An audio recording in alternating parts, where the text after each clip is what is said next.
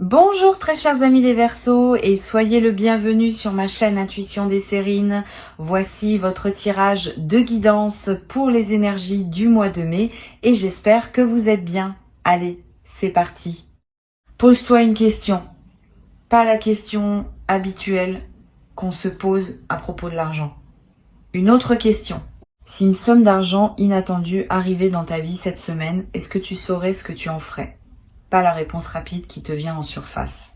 La vraie réponse.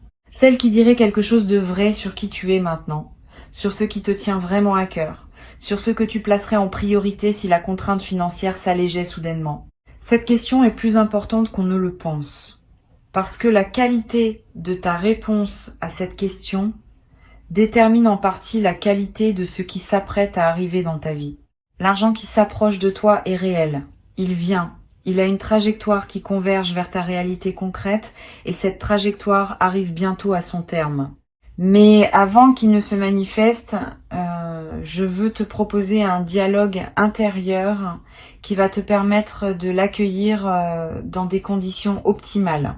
Parce que recevoir une somme d'argent sans s'être préparé intérieurement est une situation à laquelle beaucoup de personnes ne savent pas répondre adéquatement.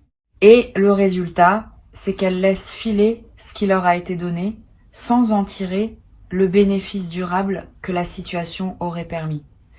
Toi, tu vas faire différemment. Tu vas te préparer dès maintenant, par ce dialogue intérieur, pour que la réception soit à la hauteur de ce qui te sera offert. La première chose que je veux te demander de regarder en toi, c'est ta relation actuelle aux questions financières. Quand tu penses à l'argent, qu'est-ce que tu ressens dans ton corps ? Y a-t-il une crispation dans le ventre, une tension dans la mâchoire, une légère anxiété qui s'installe, ou au contraire une certaine neutralité tranquille ? Cette observation honnête de ce qui se passe en toi quand le sujet de l'argent émerge te donne une indication précise de ton état actuel. Si tu remarques une crispation, ce n'est pas grave, mais c'est une information utile. Cela signifie qu'une partie de toi traite encore l'argent comme une source de tension. Et cette partie va devoir être apaisée pour que la somme qui arrive puisse vraiment s'installer dans ton existence sans réactiver d'anciennes anxiétés. L'apaisement de cette zone tendue ne demande pas une thérapie longue. Il demande une simple reconnaissance, suivie d'une intention claire. Tu peux te dire intérieurement, je remarque que je porte de la tension autour de l'argent et j'invite cette tension à se relâcher progressivement. Cette reconnaissance bienveillante, sans drame, suffit souvent à enclencher un processus de détente qui se déploie sur plusieurs jours. Tu n'as pas besoin de faire plus que cela pour le moment. La somme qui arrive va ensuite faire son travail elle-même, en t'offrant l'expérience concrète d'une réception sereine qui désinstalle les vieux automatismes de tension. Ici, sur Intuition des Sirènes, je voudrais que tu réfléchisses maintenant à une seconde question. Si tu n'avais pas à justifier ton choix devant qui que ce soit, à quoi te ferait vraiment plaisir consacrer une partie de cette somme inattendue ? Pas le choix raisonnable que tu indiquerais à quelqu'un qui te le demanderait, le choix vrai, celui qui te ferait sourire intérieurement quand tu y penses. Cette question est précieuse parce qu'elle révèle ce qui te nourrit vraiment, indépendamment des injonctions extérieures. Beaucoup de personnes vivent toute leur vie sans répondre honnêtement à cette question. Elles les pensent par devoir, par habitude, par convenance, mais rarement par alignement profond avec ce qui les fait vibrer. Tu vas avoir, avec cette somme qui arrive, l'occasion de faire au moins en partie un choix aligné. Réfléchis à ce que ce choix pourrait être. Ne te censure pas. Si ce qui te ferait vraiment plaisir te paraît trop frivole, trop coûteux, trop inhabituel, regarde quand même cette envie en face. Tu n'es pas obligé de la suivre intégralement, mais tu mérites au moins de la connaître. Beaucoup de personnes étouffent leur vrai désir si vite qu'elles finissent par ne plus savoir ce qu'elles désirent vraiment. Tu peux faire autrement. Tu peux laisser monter à la surface ce que ton cœur veut vraiment, l'examiner avec respect et puis décider ensuite, en pleine conscience, ce que tu en fais. Ce processus de respect du désir authentique est l'un des plus libérateurs qui soit et la somme qui arrive est une excellente occasion de le pratiquer. L'attention qui figure dans le titre Je veux maintenant te dire ce qu'elle signifie vraiment. Elle ne te demande pas d'être méfiant de la somme qui arrive. Elle te demande d'être attentif à toi-même au moment de la recevoir. Attentif à tes réflexes anciens qui pourraient surgir. Attentif aux automatismes qui voudraient diriger l'utilisation à ta place. Attentif aux pressions extérieures qui pourraient te détourner de ce qui te ressemble vraiment. Cette attention à soi-même est ce qui transforme une somme d'argent ordinaire en levier de transformation personnelle. Sans cette attention, la somme passe et ne laisse pas de traces durables. Avec cette attention, elle devient un point de bascule. Je veux te poser maintenant une troisième question. Quels sont les rêves que tu portais et que tu as mis de côté à cause de contraintes financières? Pas les grands rêves dramatiques. Les petits rêves discrets que tu as renoncé à formuler à voix haute parce qu'ils te paraissaient trop coûteux, une formation que tu voulais suivre, un voyage que tu voulais faire, un objet qui te tient à cœur, une activité que tu voulais essayer, un don que tu voulais faire à quelqu'un. Tous ces petits rêves discrets méritent d'être ressortis du tiroir intérieur où tu les avais rangés. Pas pour culpabiliser de les avoir reportés, pour les revoir avec un œil neuf dans le contexte de la possibilité qui s'ouvre maintenant. Tu vas peu être réalisé en faisant ce travail que certains de ces rêves discrets n'étaient pas si coûteux que tu le pensais.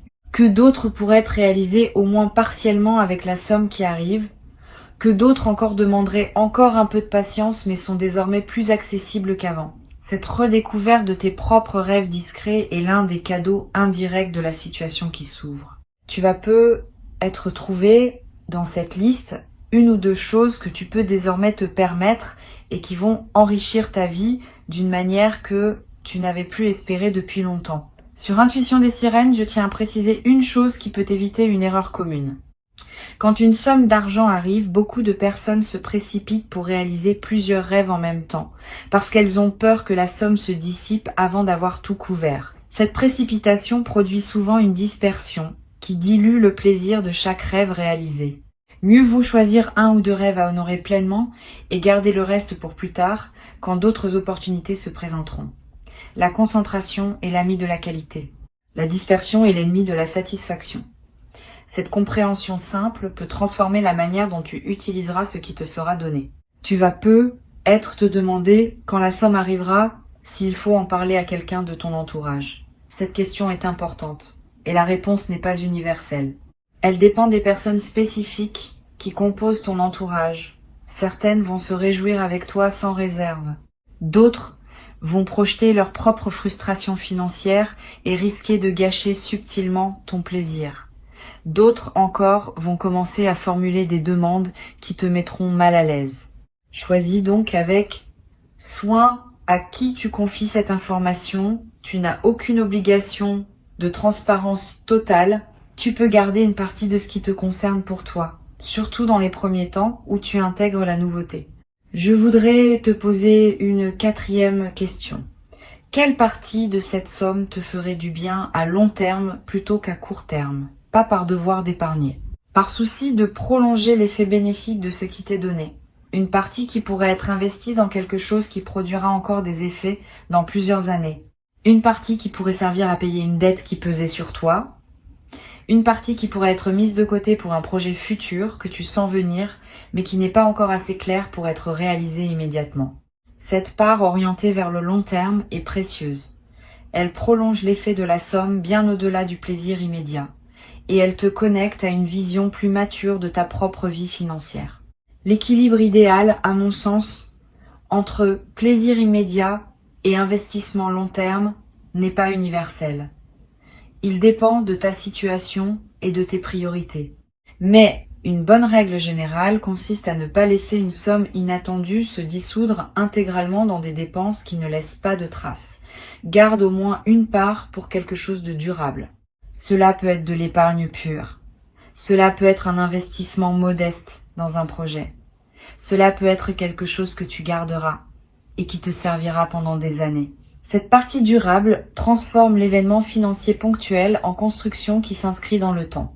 Une cinquième question que je veux te poser concerne les personnes que tu pourrais avoir envie d'aider avec cette somme Y en a-t-il dans ton entourage? Si oui, fais attention à un point précis. L'aide que tu offres devrait venir d'un débordement de joie et non d'une obligation morale ou d'une culpabilité.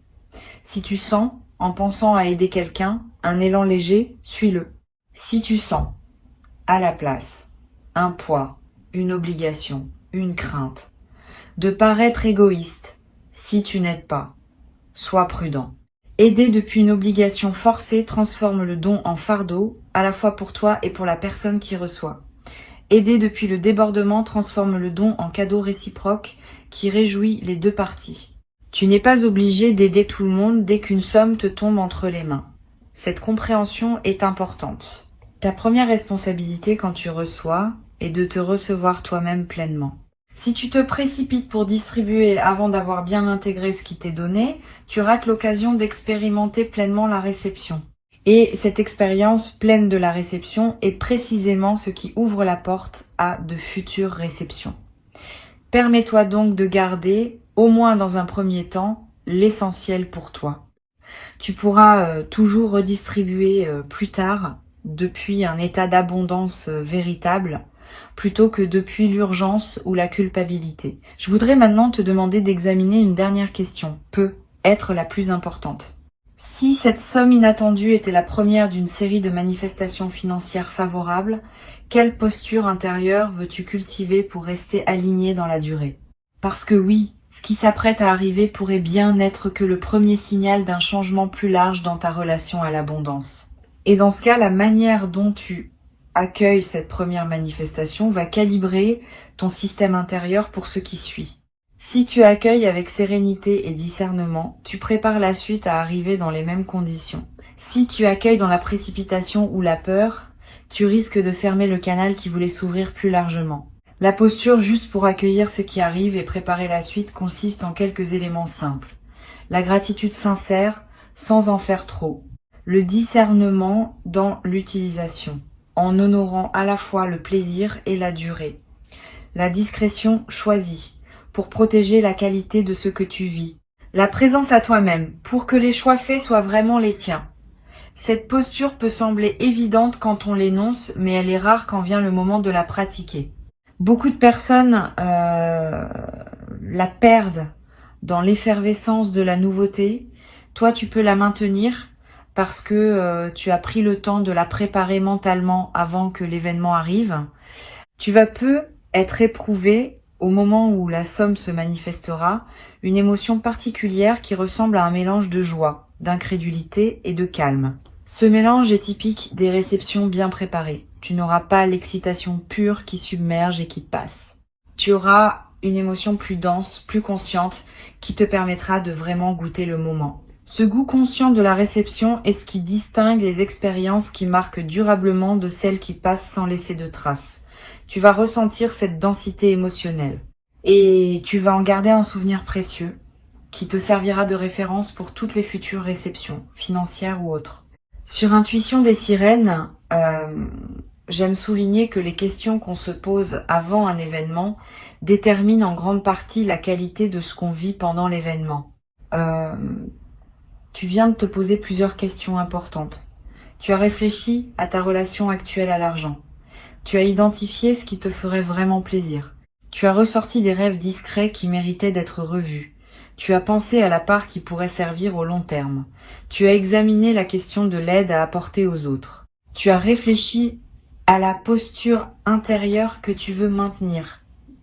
Ce travail préparatoire ne sera pas perdu. Il va se déployer dans ton expérience effective de la réception, donnant à ce moment une profondeur que la plupart des personnes ne connaissent jamais. Je voudrais te parler maintenant d'une dimension à laquelle on pense rarement. La somme qui arrive va affecter ton sommeil dans les nuits qui suivront, pas seulement parce que tu seras content, plus profondément. Quand un soulagement financier réel se produit, le système nerveux qui portait peut être une vigilance chronique liée aux questions matérielles, peut enfin se relâcher. Tu vas peu être dormir d'un sommeil plus profond que d'habitude. Tu vas peu être faire des rêves apaisants. Tu vas peu être te réveiller plus reposé sans pouvoir précisément l'expliquer. Cette amélioration corporelle est l'un des effets indirects mais réels de la réception. Elle confirme à ton corps que tu peux baisser une garde que tu portais depuis longtemps. Cette baisse de garde corporelle peut se prolonger.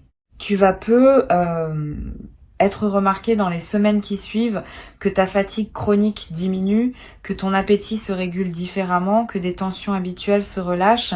Ces transformations physiques sont l'expression du fait que ton corps répond positivement aux changements de fréquence intérieure que la réception aura déclenchés.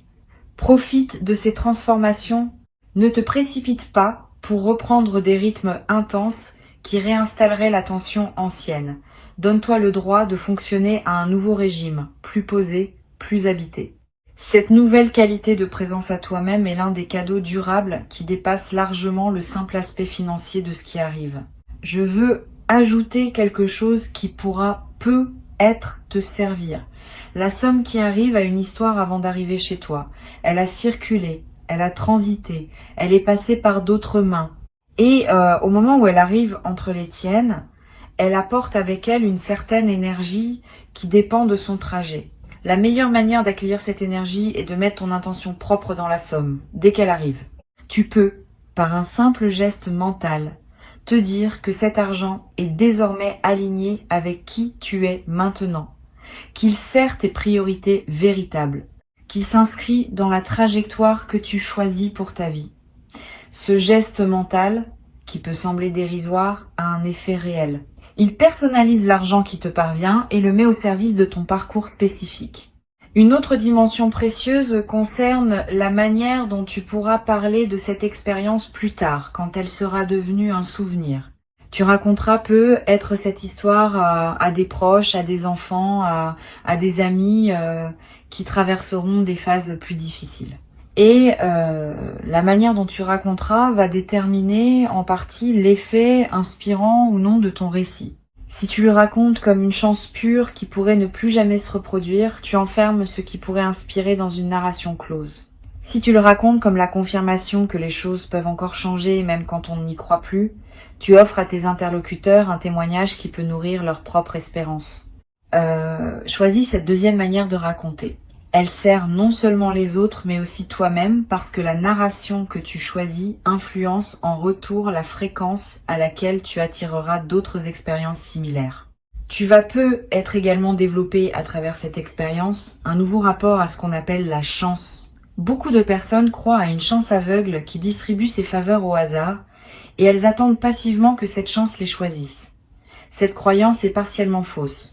Ce qu'on appelle la chance est en grande partie le produit d'un alignement intérieur qui s'est construit sur une longue durée. Tu n'as pas eu de chance par hasard.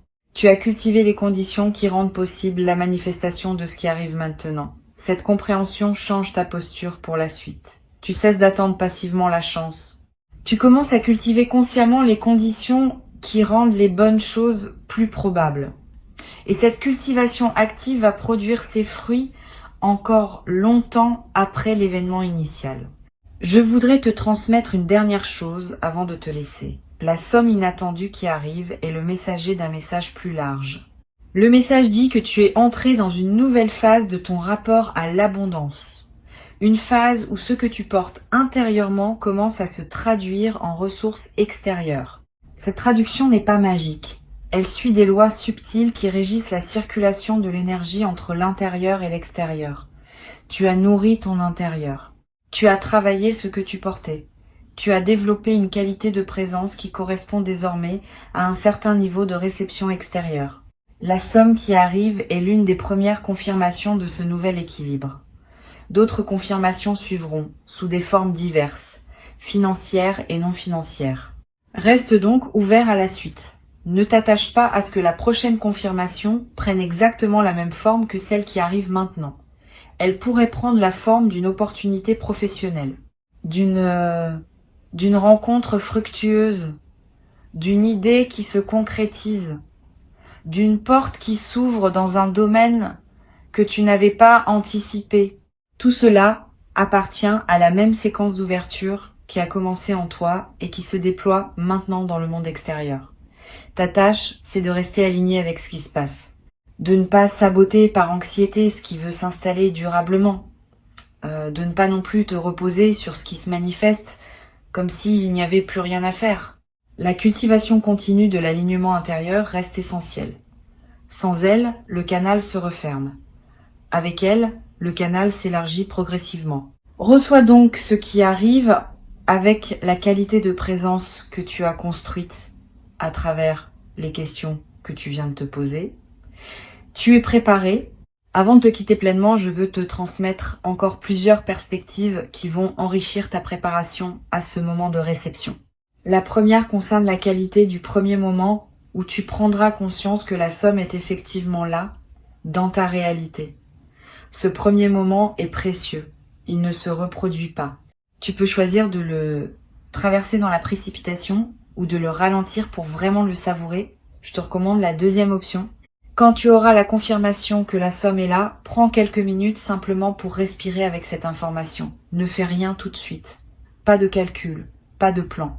Juste une présence à ce qui vient de se produire. Ce simple ralentissement transforme un événement en expérience consciente et il imprime dans ta mémoire un souvenir qui te servira longtemps. Une deuxième perspective importante, tu vas peut-être avoir dans les jours qui précèdent la manifestation des intuitions qui te traversent sans que tu puisses les justifier rationnellement. Tu vas peut-être sentir que quelque chose se prépare. Tu vas peut-être avoir des rêves qui contiennent des images d'eau, de pluie, de fleuves, qui dans le langage symbolique évoquent souvent l'arrivée de ressources. Tu vas être remarqué des chiffres qui reviennent dans ton environnement. Ne disqualifie pas ces signes, ils ne sont pas des hasards. Ils sont la manière dont ton intuition capte l'approche de la manifestation et te le signale par les canaux qui lui sont disponibles. Note ces signes si tu en remarques. Ils confirmeront, après coup, que ton système intuitif fonctionne bien. Tu vas peut-être également ressentir, à un moment précédant la manifestation, une sensation de calme inhabituelle. Comme si une tension chronique que tu portais depuis longtemps autour des questions financières s'était relâchée sans cause apparente. Cette détente préalable est un signal très fiable de l'approche de la manifestation. Ton système intérieur sait avant ton mental conscient que quelque chose va se débloquer et il commence à se détendre par anticipation. Quand tu remarques cette détente, ne la disperse pas dans des activités intenses. Reste avec elle, habite-la. Cette qualité d'attente détendue est précisément ce qui prépare la réception de qualité. Je voudrais te parler de la qualité de la lumière qui semble changer parfois dans les moments importants de notre vie. Tu vas être remarqué le jour où la somme arrivera ou dans les jours qui suivent que la lumière du soleil te paraît avoir une qualité particulière, plus dorée, plus présente, plus chargée d'une signification que tu pressens sans pouvoir l'expliquer. Cette modification subjective de la lumière est l'une des manifestations les plus subtiles des phases où la grâce se déploie dans une vie. Elle reflète le fait que ta perception elle-même est en train de s'élargir. Et cette perception élargie te permet de capter dans le réel des dimensions qui te restaient inaccessibles auparavant. Profite de ce changement de lumière intérieure. Il accompagne ce que tu vis et lui donne une saveur particulière. Une troisième perspective concerne la manière dont la somme va modifier subtilement ton rapport à ton emploi du temps. Avant la manifestation peut être que tu courais après le temps. Tu calculais, tu optimisais, tu remplissais chaque créneau. Après la manifestation, tu vas peut-être commencer à respirer différemment dans tes journées. Pas parce que tu auras moins à faire, mais parce que la pression de fond va diminuer. Tu vas pouvoir t'autoriser des pauses, des lenteurs, des moments où tu ne fais rien et où tu te permets de ne rien faire. Cette dilatation du temps personnel est l'un des effets les plus précieux d'un soulagement financier. Elle te donne accès à une dimension de la vie que la pression chronique te cachait. Tu vas être également constaté que tes priorités se réorganisent légèrement. Des activités qui te paraissaient importantes vont sembler moins essentielles. D'autres que tu négligeais vont prendre une nouvelle place. Cette réorganisation des priorités n'est pas une erreur. C'est l'expression d'une lucidité qui se manifeste plus librement quand la pression diminue. Permets cette réorganisation. Suis-la. Elle te conduit vers une vie plus alignée avec ce qui te tient vraiment à cœur. Ne la combats pas en pensant que tu dois maintenir tes anciennes priorités par souci de cohérence. La vraie cohérence, c'est celle qui se met à jour au fur et à mesure que tu deviens plus toi-même. Sur cette chaîne, j'aime souligner que les sommes inattendues ont parfois un effet de catalyseur dans la vie de ceux qui les reçoivent. Elles ne sont pas seulement de l'argent.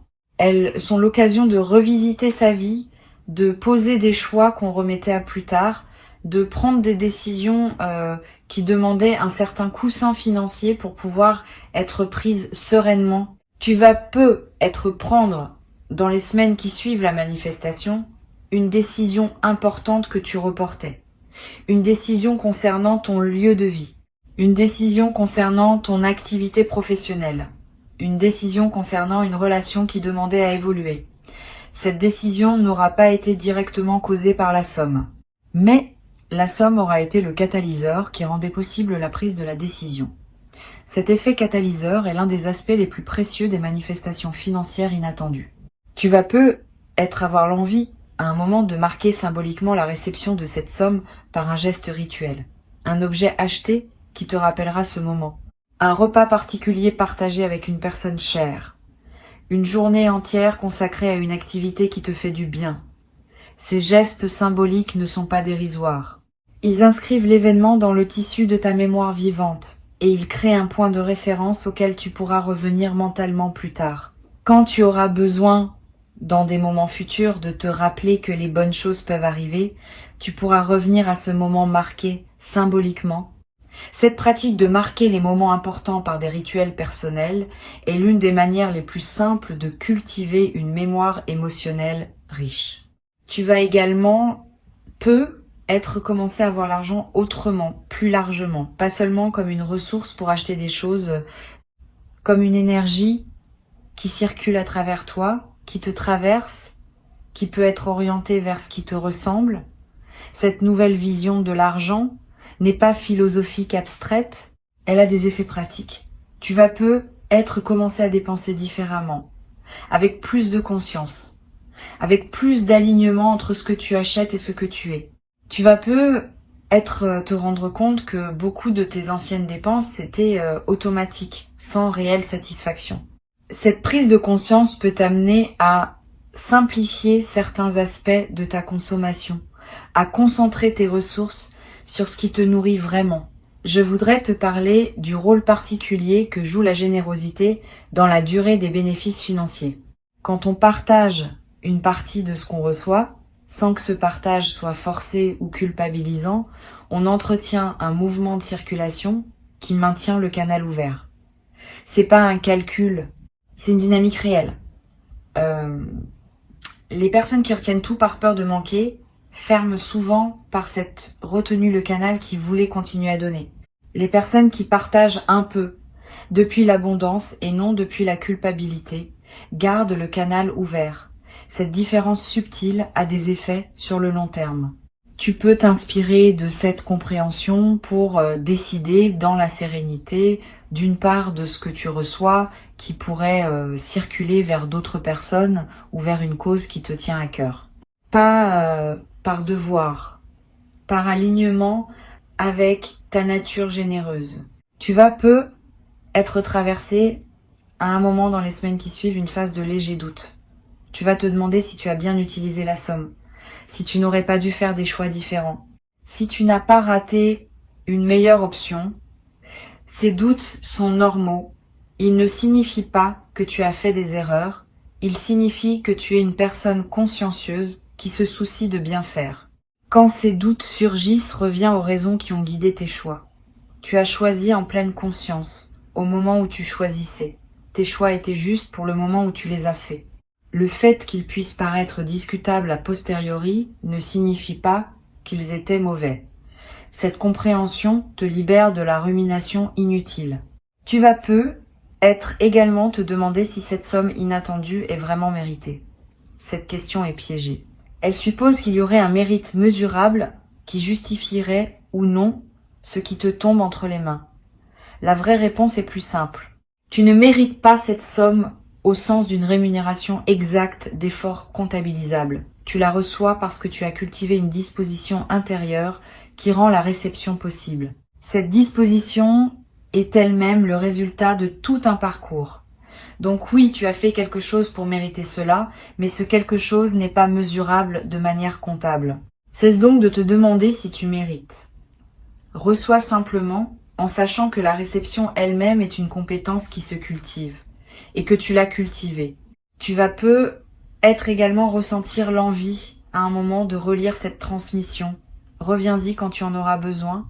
Les questions que je t'ai posées peuvent te servir non seulement pour cette manifestation-ci, mais pour toutes les manifestations financières futures qui se présenteront dans ta vie.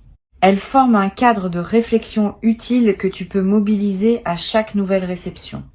Cette appropriation des questions est l'un des bénéfices indirects de notre échange. Tu repars avec un outil de discernement qui dépasse l'événement spécifique qui s'apprête à se manifester. Tu sais ce qui te ferait vraiment plaisir, tu sais ce qui mérite de durer, tu sais à qui partager, tu sais quelle posture maintenir. Cette préparation va se transformer, au moment où la somme se manifestera, en une réception consciente qui honore à la fois le don, le donneur invisible, et toi-même comme destinataire légitime. Cette triple honneur est ce qui distingue les expériences financières profondes des simples transactions superficielles. Tu vas vivre une expérience profonde et tu vas en garder, longtemps après que l'argent lui-même aura été dépensé ou investi, un souvenir qui te nourrira chaque fois que tu en auras besoin pour te rappeler que les bonnes choses peuvent encore arriver dans ta vie à tout moment dès que tu es prêt à les recevoir véritablement.